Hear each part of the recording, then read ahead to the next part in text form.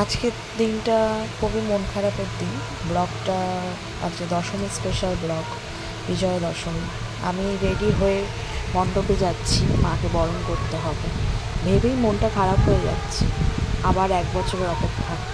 এই 1 বছরে আর কত কী হবে জানি না। মানুষের জীবনে অনেক কিছু চড়াই উতরাই হবে আমাদের সবার জীবনে।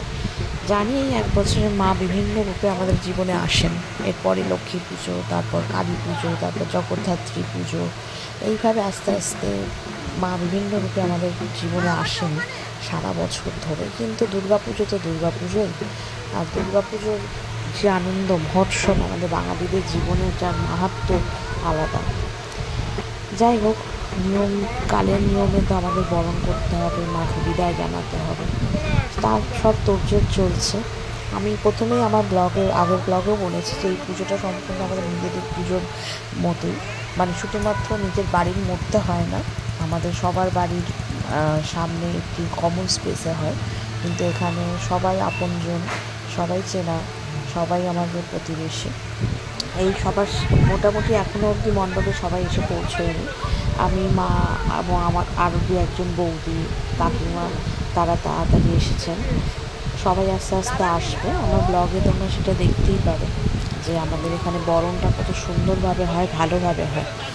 আর আমার মেয়েকে ঘিরে যথারীতি আরও সব বাচ্চারা তারা রয়েছে। আর আমার মেয়ে তো মানে বাচ্চাদের সাথে, ওর থেকে বড় হোক ছোট হোক, ও সমবয়সী হোক, সবার সাথে ও খুব তাড়াতাড়ি মিশে যায়। আর বাচ্চা দেখলেও খুব খুশি হয়। ঠিক আছে, তো এইভাবে আমরা এখন এই সব বরণ ডালা সাজানো, এই সব তোড়জোড় চলবে। তারপর আমরা বরণ করা শুরু করব। দশমীটা আসলেই মনটা খারাপ হয়ে যায়। শুধু আমার বলে নয়, আমার মনে হয় প্রত্যেকটা বাঙালির মনেই একটা ভারাক্রান্ত হয়ে যায়। অবশ্য এটা ঠিকই, আমাদের বাড়ির মেয়ে বা মা যদি বাড়ি ছেড়ে চলে যায় এবং আমরা যদি জানি তারা, সেই মেয়ে বা মা তারা ঠিক 1 বছর পর আসবে, সেটা ভাবলেই কেমন একটা খারাপ লাগে। ঢাকিরাও রেডি, তারা ঢাক বাজাচ্ছে, আবার একটু বিশ্রাম নিচ্ছে। আজকে এই মা দুর্গা বা দুর্গা পুজোর উৎসবটা তো শুধুমাত্র মানে মানে কি বলবো, মানে আমাদের মানুষ, প্রত্যেকটা শ্রেণীর মানুষদের জন্য উপকৃত। প্রত্যেকটা শ্রেণীর মানুষরা উপকৃত হয় এই পুজোর মাধ্যমে। সে ঢাকি হোক, সে ফুচকাওয়ালা হোক, সে কাপড় জামার দোকানের মালিক হোক, সোনার দোকানের মালিক হোক, ডেকোরেটরস হোক, কেটারিং সার্ভিস হোক, যে কোনো স্তরের মানুষরা এই পুজোর 5টা দিন তাদের সংসার চালানোর যে সামর্থ্য তারা অর্জন করে, তারা অর্থ উপার্জনের পথে তারা নামে। তো মা তো শুধু আসে সেটা নয়, মা যখন আসেন তখন সবাইকে ভরিয়ে দিয়ে যান। যতটা সবাই পারে তারা তাদের মতো করে ভালো থাকার চেষ্টা করে। তো দশমীর ব্লগটা করছি, তোমরা সবাই দেখবে। এখানে বরণ সব কিছু আছে, কিন্তু কোথাও গিয়ে যেন মনটা খুব খারাপ হয়ে যায়। ভাবি যে আবার আসছে বছর আবার হবে, বলবো বড়দুর্গা মাই কি জয় বলবো, কিন্তু কোথাও গিয়ে যেন মনটা খারাপ হয়ে যায়। আমাদের বরণ শুরু হয়ে গেছে, আমাদের প্রত্যেক বছর এইভাবেই আমরা বরণ করি। আমার এই দায়িত্বটা থাকে গঙ্গা জল ছেটানো। আমার মা মাথায় কুলো নিয়েছেন। তিনি যেহেতু এই পুজোটা একদম প্রথম থেকে ঘোষ বাড়ি বা ঘোষ বংশের যারা, তারাই শুরু করেছিলেন। তার সাথে সাথে আরও পাড়া প্রতিবেশী আশেপাশে অনেকে ছিলেন। তো ওই জন্য মাথায় কুলো নেওয়াটা মেনলি ঘোষ বাড়ির, যিনি মানে পরম্পরা অনুযায়ী ঘোষ বংশেরই বৌমাদের নিতে হয়। তো এখন সেটা আমার মায়ের ওপর এসে সেই দায়িত্বটা বর্তায়। তো মা বহু বছর ধরে মাথায় কুলো নিচ্ছে, আর আমি হচ্ছে গঙ্গা জল ছিটিয়ে সামনে দিয়ে যাই। আর বাকি যারা আছেন বৌদি, কাকিমা, তারা সেইভাবে থাকে। সবারই পার্টিসিপেশন থাকে, কারণ পুজো তো সবাইকে নিয়ে, সবার সাথেই। তো এই আমাদের বরণ পর্ব চলছে এবং আমরা যথারীতি এই 7বার ঘুরবো, মাকে প্রদক্ষিণ করে তারপর বরণ হবে, সব কিছু হবে। আমি অনেক ছোটোবেলা থেকে এই পুজোটার সাথে খুব আত্মিকভাবে জড়িয়ে, কারণ স্বাভাবিকভাবেই বড় হয়েছি তো এই পুজোটা দেখে। যখন খুব ছোটো ছিলাম, বই খাতা নিয়ে আসতাম, মনে আছে, বই খাতা নিয়ে এসে মা সরস্বতীর পায়ে ছোঁয়াতাম, মা দুর্গার পায়ে ছোঁয়াতাম।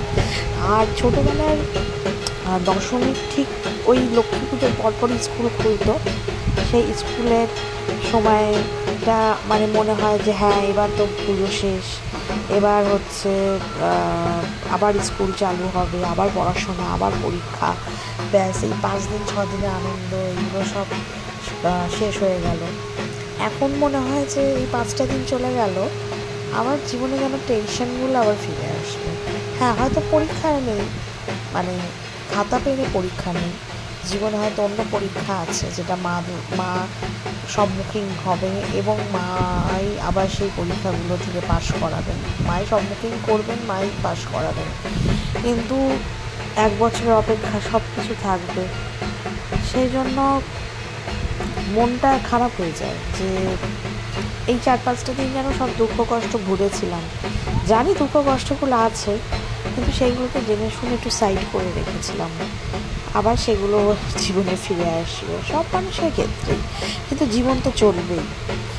এবার যদি মা না যায় তাহলে তো মাকে আবার আসার যে আনন্দটা পরের বছর, সেটাও তো আমরা অনুভব করতে পারবো না, সেই অনুভূতিটাও তো আমাদের মধ্যে হারিয়ে যাবে। যাই হোক, আরও সব কাকিমারা এসছেন আজকে। অ্যাকচুয়ালি এই প্রদক্ষিণটা আমরা অনেকে মিলে করি, কিন্তু আজকে অনেক মানে কাকিমারা একটু দেরি করে এসছেন, যার জন্য আমরা মোটামুটি 5 জন হওয়াতেই আমরা শুরু করে দিয়েছিলাম, কারণ বিসর্জন পর্বটা না আরও দেরি হয়ে যেত। মাকে আনার তাড়াটাও যতটা থাকে আমাদের, মাকে হয়তো বিসর্জন বা বিদায় জানানোর তাড়াটাও বা সময়টাও আমাদের অনেকটাই থাকে, এই সময়ের মধ্যে করতে হবে, এই সময়ের মধ্যে বার করতে হবে। আমাদের পুজোর সকালবেলা দশমী পুজো তো হয়ে গিয়েছে, এবং সেই পুজোর কিছু মুহূর্ত এই ব্লগে হয়তো আমি শেয়ার করতে পারবো, যেটা আমি ছোটোবেলা থেকে জেনে বড় হয়েছি। দুর্গা পুজো, দশমীর পুজো মানেই যাত্রা মঙ্গল শোনা, এবং যাত্রা মঙ্গলটা যখন পড়া হয় তখন যদি কোনো মানুষ সামনাসামনি বসে সেই যাত্রামঙ্গল শোনে, তাহলে সেই যাত্রামঙ্গলটা শুনলে তার গায়ে কাঁটা দেবে। আমার অন্তত তাই মনে হতো, কারণ আমি সেটা ছোটোবেলায় শুনতাম। এবছরটা যেহেতু এই 2-3 বছর মেয়ে খুব ছোটো হওয়াতে, মানে মেয়ে আমার ঘুমিয়ে থাকে এবং মেয়ের পাশে আমার শুয়ে থাকতে হয়, বা ওকে আমায় দেখতে হয় যাতে ঘুম থেকে উঠে গিয়ে ভয় না পায়। তো সেই জন্য আমি এবছরও মণ্ডপে গিয়ে যাত্রামঙ্গলটা শুনতে পারলাম না। মা গিয়েছিল বা ভাই গিয়েছিল, তো কিন্তু যাত্রামঙ্গলটা ছোটোবেলায় আমি মণ্ডপে গিয়ে শুনতাম এবং খুব ভালো লাগতো।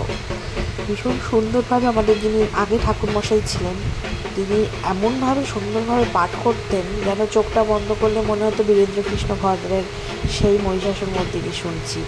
আর মানে যিনি পাঠ করতেন, যে আমাদের ঠাকুরমশাই সুরেশ জেঠু, তিনি নিজেও কেঁদে ফেলতেন, আর আমরাও সামনে বসে থাকতাম, আমাদেরও চোখের কোণে জল চলে আসতো। তো বাঙালি পুজো তো বিভিন্ন রকমভাবে আনন্দ করে। কোনো বাঙালির কাছে পুজো মানে ঘরে ফেরা, কোনো বাঙালির কাছে পুজো মানে খুব ভালো খাওয়া দাওয়া করা, সিনেমা দেখতে যাওয়া বা ঘুরতে যাওয়া।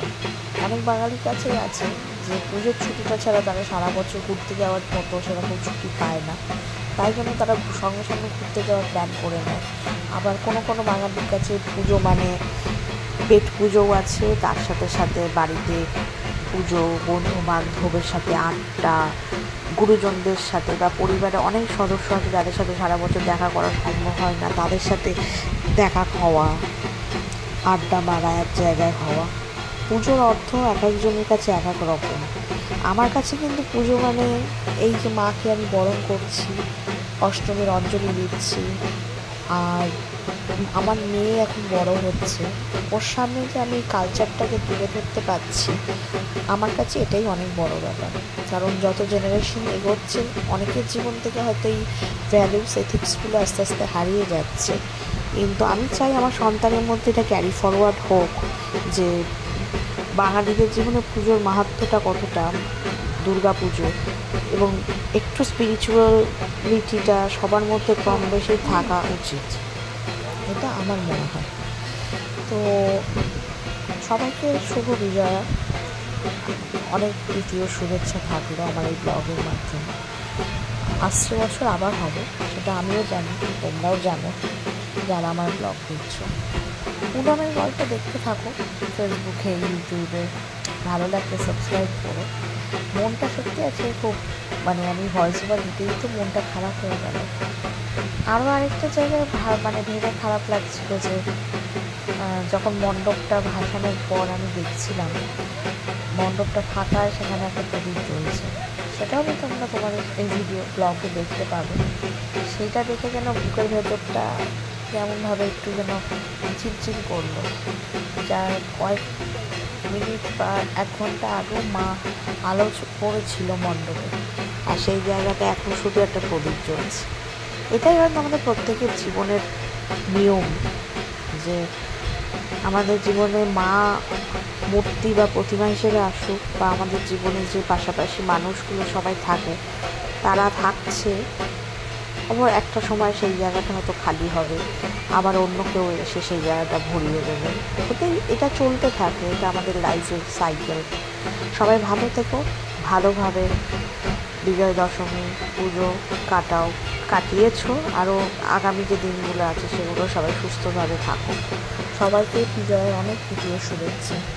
এরপর যেটা থাকবে আমার এই ব্লগটা একটু বড় হতে চলেছে, যেহেতু মাকে বরণ করার ভিডিও, মাকে বিদায় জানানোর ভিডিও এবছরের মতো, তাই জন্য একটু বড় হবে। তবে আশা করি তোমরা যারা দেখবে তাদের দেখতে ভালো লাগবে। তো পুনমের গল্প দেখতে থাকো। সবাইকে শুভ বিজয়া তিথি শুভেচ্ছা, ভালোবাসা, বড়দের প্রণাম, ছোটদের অনেক ভালোবাসা, আর আমার বন্ধু বান্ধব যারা আছে তাদের অনেক অনেক শুভেচ্ছা। ভালো থেকো, সুস্থ থেকো, টাটা।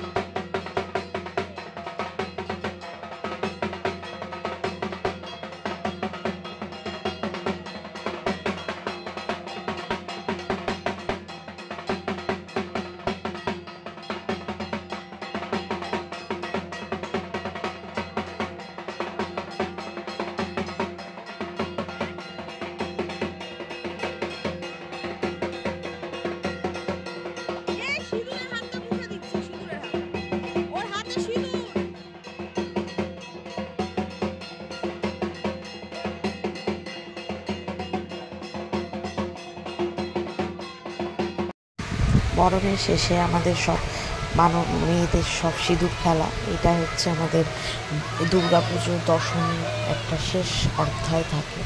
এটা ছাড়া অসম্পূর্ণ হয়ে থাকে মাকে বরণ করা, দশমী পুজো, বিজয়া দশমী, সিঁদুর খেলা, সবাই সবাইকে সিঁদুর পরিয়ে দেবে।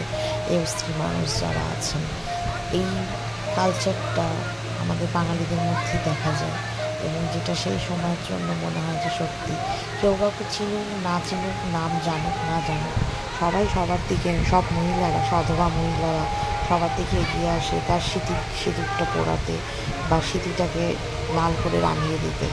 এটা বোধহয় সত্যি মাকে কেন্দ্র করেই হতে পারে, আর অন্য কোথাও হয় বলে আমার জানা নেই। সত্যি মন ভরে যাচ্ছে এটা ভেবে যে বছর বছর প্রত্যেক বছর যেন এরকম করে প্রত্যেকটা মেয়েদের জীবনটায় যেন এই সময়, এই সুযোগ সব কিছু আসে, তারা মাকে বরণ করতে পারে, তারা সিঁদুর খেলা খেলতে পারে। সেটা আমাদের সমাজের অনেক নিয়ম আছে, অনেকের ক্ষেত্রে সেটা প্রযোজ্য হয় না। যেটা আমার ব্যক্তিগতভাবে মনে হয় যে মা তো সবার, দুর্গা পুজো সবার, তো সবাই সেটাতে পার্টিসিপেশন সবার থাকা উচিত। কিন্তু সেটা এখনও অবধি আমাদের সমাজে অনেক ক্ষেত্রেই সেটা গ্রাহ্য হয় না, মানা হয় না। যাই হোক, সেই সব তো অন্য কথা। মা আবার আসবে, এবছরের মতো যাচ্ছে, আমাদের সবার মন ভারাক্রান্ত হবে, কিন্তু মা আসবে, হয়তো আমাদের প্রত্যেকের জীবনে আরও অনেক বড় আনন্দ নিয়ে আসবে। তুমি আবার এসো মা, সাবধানে এসো। শুভ বিজয়া দশমী।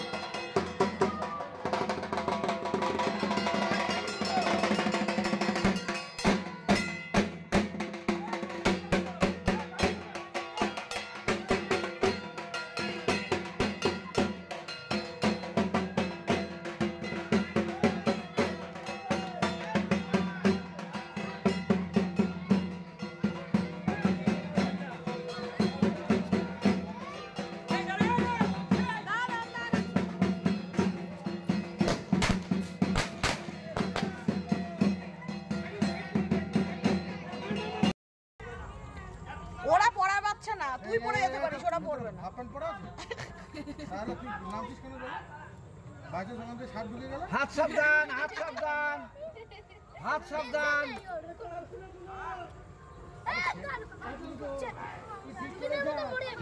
না না না বল বল বল বনদুর্গা মাইকে বল।